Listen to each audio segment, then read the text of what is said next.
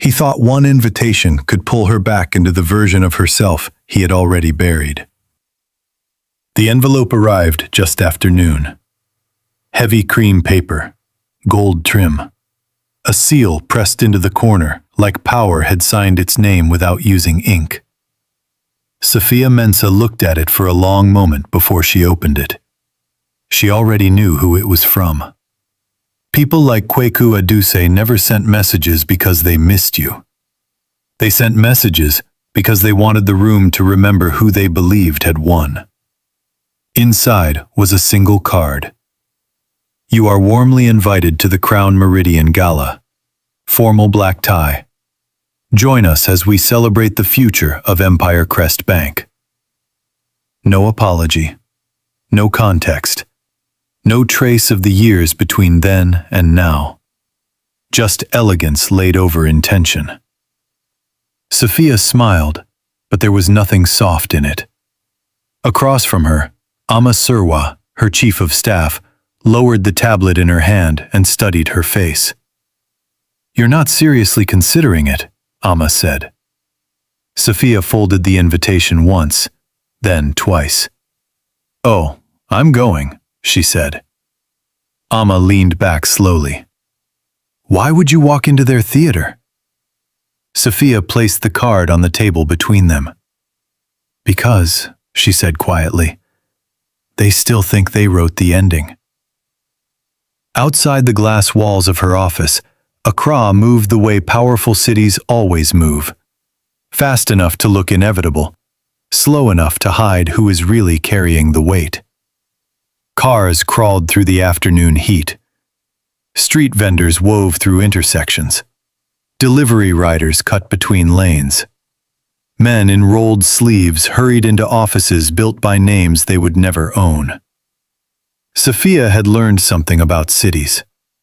The people who speak the loudest inside them are almost never the ones who built the most. The gala was in 3 nights, and 3 nights was more than enough time for memory to return. 3 years earlier, before Empire Crest started whispering her name with caution, Safiya Mensah stood inside her husband's family residence, balancing a tray of crystal glasses she should never have been touching. She was not domestic staff. She was not event help. She was Kweku Aduse's wife. But in that house, your dignity depended on who wanted to reduce it. The dining room was all marble, glass, and polished quiet. Ministers, investors, old money families, board members who wore patience like it was another tailored suit. The kind of people who never raised their voices because they believed volume was for people who needed permission to matter. Safiya moved between them in a deep green dress, graceful and silent, setting glasses before people who had already decided silence meant smallness. At the center of the table sat Kweku, beautiful smile, clean cufflinks, the kind of confidence born from generations of never being the one asked to prove himself. He lifted his glass and let the room settle. "You know what I still find charming?" he said, smiling at a board member from London. "My wife still believes banking can be emotional." The table laughed lightly. Not because it was funny, because the rich laugh early when they know cruelty is about to become entertainment. Safiya kept moving.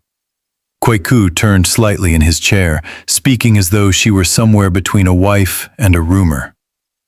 "She spent last weekend telling me farmers, market women, and transport workers could become the backbone of our next lending model." A few eyebrows rose. One investor smiled into his wine. "Community-driven credit?" someone said. Kweku laughed. "That was the phrase." More laughter. His mother, Madame Aduse, adjusted the gold bracelet at her wrist and joined in. "Safiya has a very generous heart," she said. "She thinks a bank is meant to behave like a church." That drew a harder laugh. Not loud, never loud, just enough to make humiliation look like sophistication. Safiya placed the final glass on the table and turned to leave, but Kweku stopped her. "No, stay," he said. "Tell them." The room tilted toward her. She stood still. "Tell them what?" she asked. "Your idea," he said. "Go on. Explain how compassion is supposed to outperform collateral." Someone smirked. Someone else looked away. And that, Safiya would later learn, was always the ugliest part. Not the cruelty, the silence that made room for it. So she spoke. Because she had always believed truth deserved a voice, even inside rooms built to mock it. "I said," she answered calmly, "that the future of African banking will belong to whoever understands informal economies before they become formal wealth. The women selling in markets, the transport cooperatives, the small agricultural chains. People the big banks ignore until their numbers become too large to dismiss." A pause. Then one older director gave a thin smile. "Very noble," he said. Kweku leaned back. "Noble is usually expensive." Safiya met his eyes. "So is arrogance. It's just billed differently." That should have ended it. Instead, Kweku decided the room wanted more. "You see what I live with?" he said, laughing. "My wife thinks a few spreadsheets and a moral speech can rewrite how capital works." Madame Adusei looked at Safiya with polished pity. "My dear," she said, "institutions are built on discipline, not sentiment. This is not a charity forum." Safiya answered her with the calm that unsettled people more than tears ever could. "And yet," she said, "every institution eventually survives or fails because of ordinary people." Kweku's expression changed. Only slightly, but enough. Men like him could tolerate intelligence until it stopped flattering them. Then it became disrespect. He turned his glass once on the table.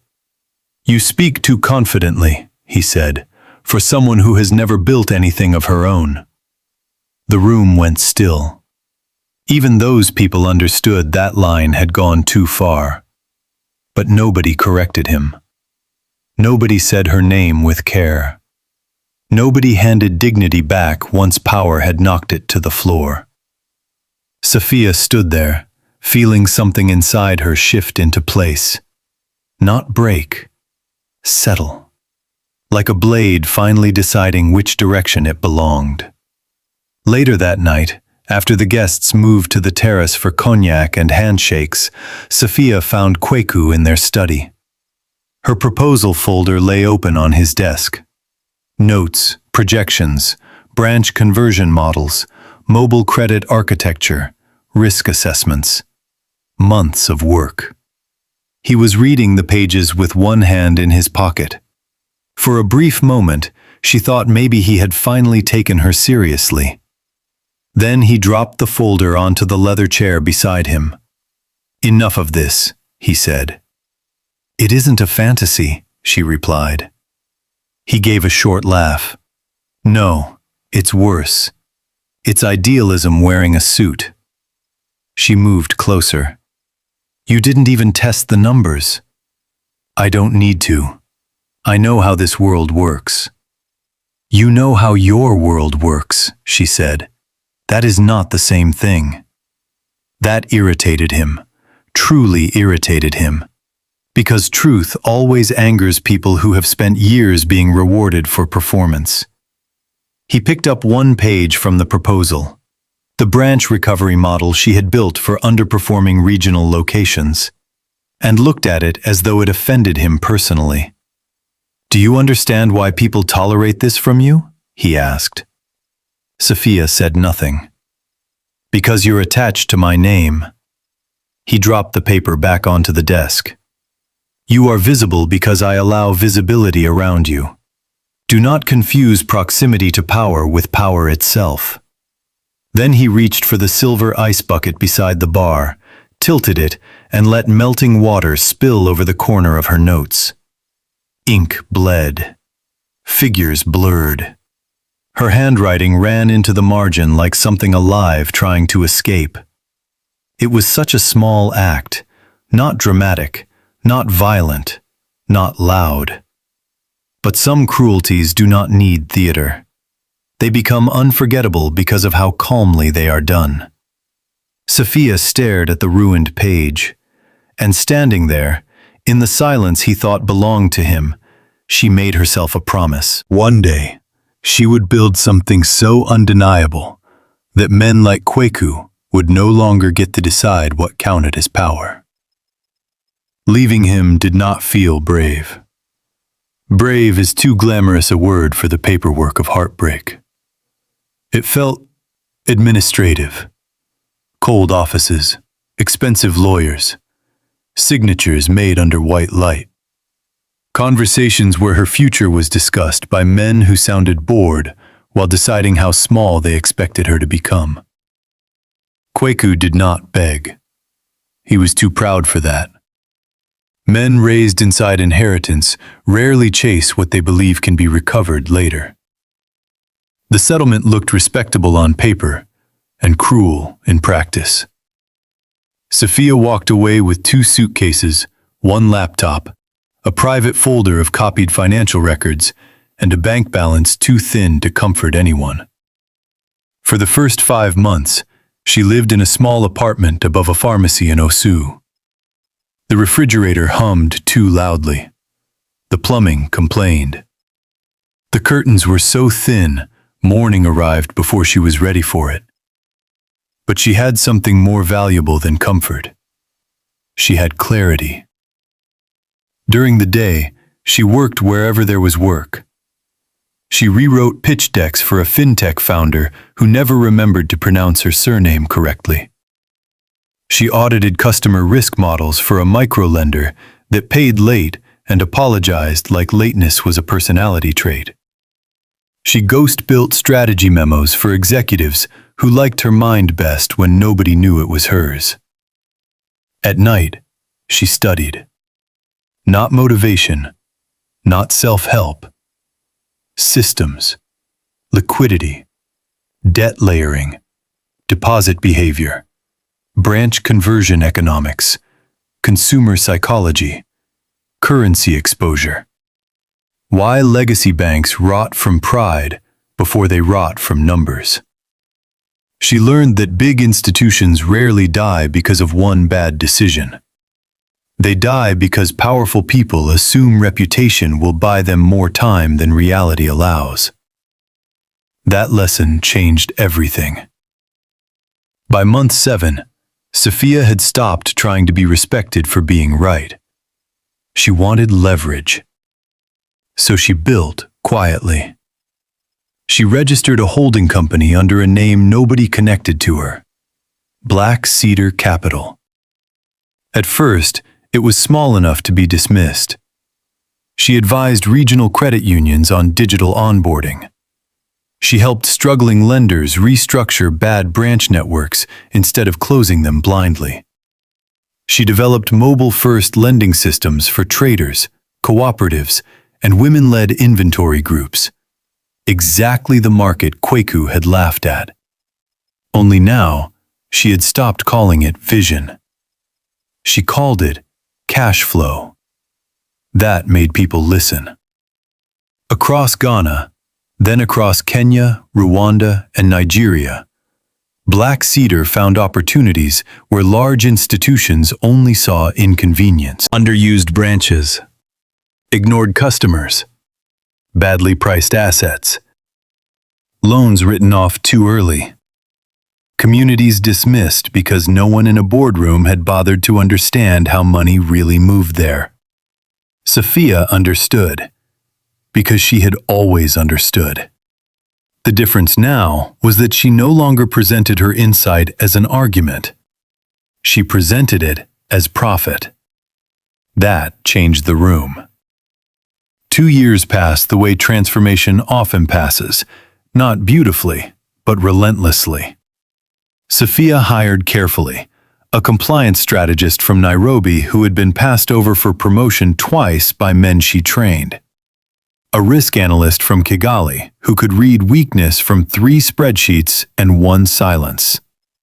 A branch operations specialist from Kumasi who had spent 15 years listening to ordinary customers describe problems executives had never experienced once. And Ama Serwa, who came in first as a consultant and stayed because she recognized something rare. Safiya did not build a company around loyalty speeches. She built it around competence and truth. She paid well when she could. She told the truth when she could not. And people stayed. Because honesty in powerful rooms is often rarer than money. Black cedar became a quiet engine. Then it became something more dangerous. It became patient. By the time financial publications started mentioning an anonymous investment group behind several impossible bank recoveries, Safiya had already created layers between herself and the spotlight. No glossy interviews, no founder profile, no luxury branding campaign, no public performance. Only results. And then Empire Crest began to wobble. From the outside, the bank still looked strong. Press photos, chairman speeches, merger headlines, polished confidence. But Safiya saw what confidence was hiding. Empire Crest had expanded too fast, overvalued acquisition assumptions, delayed foreign settlement exposure. A commercial property portfolio dressed to look healthier than it was. Branch costs rising, liquidity tightening, executives lying to themselves with elegant language. Kweku thought he was orchestrating a triumphant merger that would place Empire Crest beyond challenge. What he was actually doing was decorating a fracture. By the time the first quiet distress signals appeared, Black Cedar was already watching.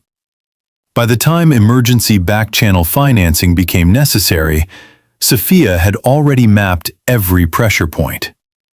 By the time Empire Crest reached out to a private rescue consortium for flexible control capital, the consortium was hers. Not publicly, not in a way Kweku's inner circle could trace easily, but hers. The negotiations lasted 12 nights. Men who would once have dismissed her in 30 seconds now spent hours defending assumptions in rooms where the final signatures still belonged to a woman they had never imagined was at the table. Safiya changed governance rights. She inserted performance conditions. She created conversion triggers. She secured controlling acquisition authority. And when the documents closed, Empire Crest did not collapse. It survived. The business press called it a strategic stabilization. Analysts praised disciplined rescue capital. Kweku smiled through cameras, relieved enough to mistake survival for victory. He believed he had saved his legacy. He had actually signed away the right to define it. The invitation arrived 3 weeks later, but this time it did not come from him. It came from Nadine Bafo, the woman now standing beside him in photos. Beautiful, polished, socially precise. The kind of woman who understood how to inherit attention before she stepped into a room. Nadine had heard stories about Safiya, the first wife, the serious one, the intelligent one, the one who had disappeared. Insecure people always become most curious about the women they believe have already been defeated. So Nadine did what insecurity often does when it finds a chandelier and a guest list. She made humiliation elegant. The Crown Meridian Gala would celebrate the merger, the recovery, and the future of Empire Crest. She wanted Safiya present. Not because she valued closure, because spectacle tastes sweeter when witnesses are dressed for it. Amma had read the invitation twice before looking up. "This is not a social invitation," she said. "I know. This is a trophy display." Safiya nodded once. Amma folded her arms. "Then why help them?" Safiya rose from her chair and walked to the far side of the office, where a digital deal model rotated across a screen. Empire crest, new structure, new hierarchy, new control. She studied it the way some people study revenge. Not emotionally. Exactly. "I'm not helping them," she said. "I'm attending the announcement." The night of the gala carried the kind of heat that stays close to the skin even after sunset. Black cars glided beneath the hotel awning. Valets moved quickly. Cameras flashed. Security wore discretion like choreography. Inside, the ballroom looked like money had spent weeks preparing to impress itself. Gold light pooled across marble floors. Crystal hung above the crowd in disciplined brilliance. A string quartet played something tasteful and forgettable near the champagne tower. Banking families, ministers, investors, foreign partners, lifestyle photographers. People whose expressions changed depending on who had just entered the room.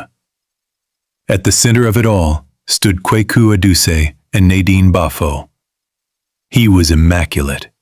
She was radiant in silver. Together they looked like a magazine had tried to imagine inevitability. And Nadine was enjoying every second of it. Compliments found her from every direction.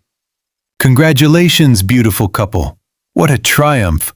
Empire Crest has never looked stronger." Kweku accepted each one with the ease of a man who had spent most of his life being mistaken for the architect instead of the beneficiary. Only once did his composure flicker. A board member approached him and murmured, "The principal authority from the rescue group hasn't arrived yet." Kweku frowned. They confirmed. "Yes." "Name?" The board member hesitated. "Still sealed under executive privacy." Kweku disliked secrets that did not belong to him. Nadine touched his arm gently. "Forget the mystery. Tonight is about visibility." He nodded, but not fully. Because somewhere beneath all that trained confidence, he had always understood one thing. The most dangerous threats are the ones a powerful man cannot see.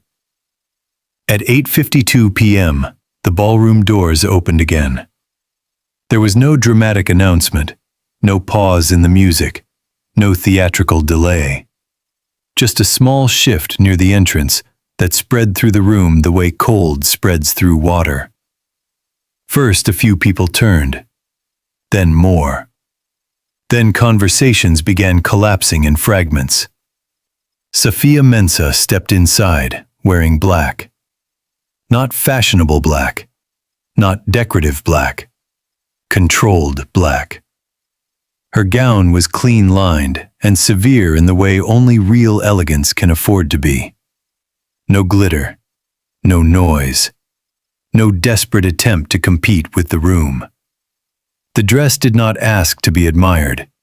It assumed the room would adjust. Her hair was sculpted simply. Her jewelry was minimal. Her face was calm. That calm hit first. Not the gown, not the beauty. The calm. Because powerful rooms know how to interpret insecurity. They do not know what to do with a woman who arrives as if she owes the entire building nothing. Nadine's smile held for half a second too long. Kweku stopped breathing for one. Safiya did not rush. She walked through the ballroom like someone who had already seen the numbers beneath its chandeliers. Whispers rose behind champagne glasses. "Is that Safiya? Kweku's ex-wife? She wasn't supposed to. Why is she here?" Nadine recovered first. She moved forward, smile sharpened into politeness. "Safiya," she said, brushing the air near her cheek with a social kiss. "You came." "You invited me," Safiya replied. Nadine laughed softly. "I wasn't sure you still enjoyed rooms like this." The line was elegant enough for society and cruel enough for intention. Safiya met her eyes. "I enjoy rooms that tell the truth," she said. Nadine's expression changed, but only slightly. Only enough for Safiya to know the line had landed. Then Kweku approached. For the first time in years, he stood in front of the woman he had once believed would eventually fade into ordinary struggle. But Safiya had not faded. If anything, she had become clearer. And clarity in a person you once underestimated can feel like an accusation before a single word is spoken. "You look well," he said. "I am well." His gaze remained on her a moment too long. "I'm surprised you accepted." Safiya gave the faintest smile. "No," she said. "You're surprised I arrived like this." Before he could answer, the room lights shifted. The master of ceremonies stepped onto the stage near the bank's illuminated merger display. Staff directed the guests forward. Cameras lifted, conversations lowered. This was the part every elite event waits for, the organized production of admiration. The MC welcomed the audience, praised Empire Crest's resilience, commended visionary leadership, thanked the board, applauded Nadine's foundation partnership, and described the merger as a defining moment for the future of African finance. The room rewarded each sentence with polished applause. Kweku straightened. This was still his night. That belief lasted less than a minute. The MC smiled and continued. Tonight's success would not have been possible without the private capital group whose intervention prevented a catastrophic collapse, stabilized the institution, and secured the next chapter of Empire Crest Bank. A ripple moved through the front rows. That line had not been emphasized in the speech version Kweku approved. He turned slightly toward the nearest director. The man looked confused. The MC kept going. For the first time tonight, we are honored to publicly acknowledge the controlling acquisition authority behind Black Cedar Capital. The ballroom sharpened. Investors turned. Phones lowered. Nadine's hand slipped from Kweku's arm without her noticing. Then the MC said the name. Please welcome the Executive Chair of Black Cedar Capital, Majority Control Authority in the Empire Crest acquisition, Ms. Safiya Mensah. Silence did not enter the ballroom. It struck it. You could almost feel the air split around the chandeliers. One photographer pivoted so quickly he clipped a serving tray. Someone near the back said, "Impossible." Another whispered, "No way." Kweku did not move. Not because he was calm. Because shock sometimes freezes people before it humiliates them. Safiya stepped forward, slowly, not triumphantly, not with the hunger of revenge, with the certainty of ownership. That was what ruined them. If she had looked angry, they could have dismissed her as emotional. If she had looked wounded, they could have reduced her to pain. If she had looked smug, they could have called it ego. But she looked like none of those things. She looked like a woman standing exactly where reality had brought her. Flash after flash lit the ballroom. In Kweku's mind, the pieces began rearranging all at once. The emergency capital, the sealed identities, the impossible terms. The pressure clauses. The governance changes. The quiet redirections he had resented but accepted. None of it had been accidental. Safiya reached the stage and took the microphone. She let the silence settle first. And because she did not rush to fill it, the room leaned in even harder.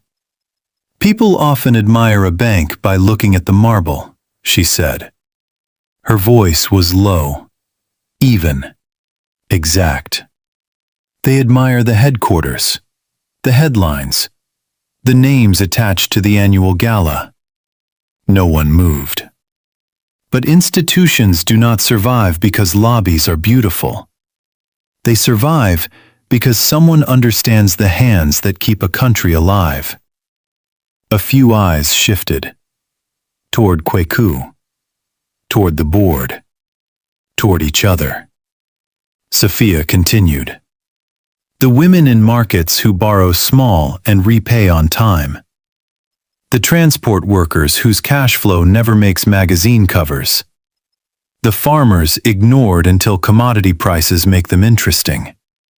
The community's legacy banking dismissed for years because no one powerful had taken the trouble to understand how money actually moves through their lives." The room had become completely still. "Empire Crest did not survive because pride saved it," she said. "It survived because someone chose structure over ego, patience over image, vision over performance." That line landed like glass. Kweku felt it. Nadine felt it. Everyone with a surname tied to the bank felt it. Then Safiya offered the smallest smile. Controlled, devastating, impossible to interrupt. "My name is Safiya Mensah," she said. "I am the executive chair of Black Cedar Capital. And Empire Crest stands tonight because I decided it was worth rebuilding." The ballroom erupted. Not gently, not gracefully, violently. Questions flew before the applause had settled. "She owns Black Cedar? Since when? Is she the acquisition authority? How much does she control? Did Kweku know?" Phones lit across the room. Messages flew. Assistants stepped back to make calls. Journalists started moving before etiquette could stop them. And 20 minutes after Nadine had been the center of the room, she became background. Kweku still had not fully recovered. He approached Safiya only after investors, board members, and reporters had already begun orbiting her with the urgency reserved for people whose importance has just been discovered too late. "Safiya." She turned. Up close, he could see what the years had done. Not bitterness, not softness. Precision. "You knew," he said. "Yes." "For how long?" "Long enough?" His jaw tightened. This was planned. Safiya tilted her head slightly. "No," she said. "This was structured." He stared at her. That answer landed harder than public embarrassment, because public embarrassment fades. Being understood by the person you once diminished can haunt a man much longer. He lowered his voice. "Why didn't you tell me?" For a moment, Safiya said nothing. And in that moment, he received the truth before she spoke it. "Because when I used to tell you things," she said, "you only respected them after they became expensive." He had no reply. Not a good one. Not an honest one. Not one that could survive the memory of the night he had let water ruin her pages and believed that meant he had ruined the future written on them. Nadine approached then, fragile beneath all her polish. "So this was your plan?" she asked, trying to find her footing inside a room that had just redrawn its hierarchy without asking her permission. Safiya looked at her kindly. "No," she said. "My plan was to build. You turned it into a spectacle." Nadine's lips parted, but nothing arrived. Because some defeats are too exact to argue with. A journalist reached them before either woman moved again. "Ms. Mensah," he said, breathless, "given your history with Empire Crest, what does tonight mean to you personally?" The room quieted once more. Safiya glanced around the ballroom. At the gold light, at the cameras, at the people who suddenly wanted closeness to the woman they would once have overlooked. Then she gave the only answer that mattered. "It means institutions remember eventually," she said. The journalist frowned. "Remember what?" Safiya's gaze settled not only on Kweku, but on the entire class of people he represented. They remember who was actually carrying them. No shouting followed. No dramatic confrontation. No meltdown. That made the moment stronger, because the most complete kind of victory is the kind that no longer needs noise. By midnight, the story had crossed boardrooms, private groups, finance pages, style accounts, and family chats across the city. Forgotten ex-wife revealed as controlling buyer behind Empire Crest acquisition. Black cedar chair identified as Safiya Mensah. Woman once dismissed by banking elite now controls their most important rescue deal. People who had not spoken her name in years were suddenly pronouncing it carefully. Men who had ignored her proposals wanted meetings. Women who once observed her with pity were asking who styled her. Analysts who praised Kweku in public were quietly updating their language. But the city itself had not changed. Cities do not change in one night. What changes first is attention. And in elite rooms, attention is usually the earliest sign that power has already moved. Safiya left before the gala ended. That unsettled them too. Early exits from powerful people create a strange kind of silence. They make the room feel smaller after they are gone. Outside, the heat had softened into salt and traffic. Her car waited beneath the private awning. Amma stood by the door with a tablet glowing full of incoming messages.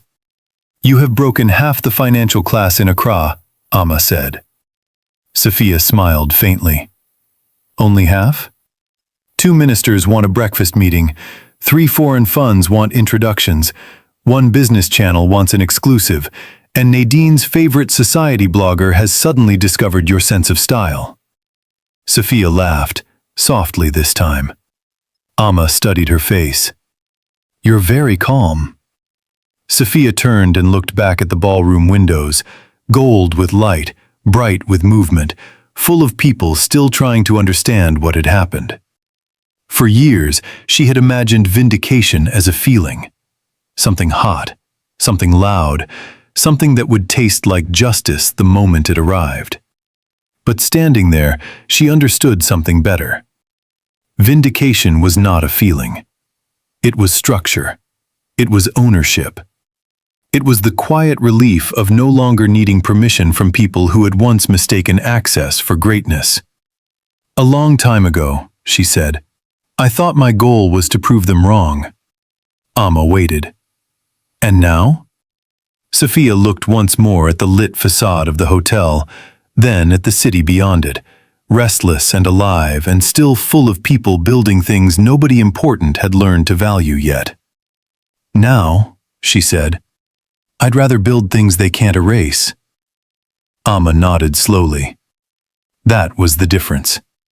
Pain wants witnesses. Power wants continuity. Safiya got into the car. As the door closed, the sounds of the gala softened into distance. Behind her, inside all that gold and glass, Kweku Adusei remained in a room still carrying his surname, but no longer carrying his control. For the first time in years, he understood the real cost of mocking a woman with vision. It is not always that she returns to argue. Sometimes she returns owning the terms. Sometimes she lets the numbers speak in a language pride finally understands. And sometimes, by the time a man realizes the woman he laughed at has become the force behind his future, the only thing left for him to control is the expression on his face while the room learns her name all over again. Safiya did not look back as the car pulled away. She did not need to. The city ahead was larger than the ballroom behind her. And somewhere between the market stalls, the roadside lights, the late-night offices, the quiet branches, the forgotten customers, and the systems powerful people never noticed until they depended on them, her real victory had already begun long before anyone clapped for it. That was the part they never understood. She had not become powerful the night they announced her. She had become powerful the day she stopped asking people like them to define what power was.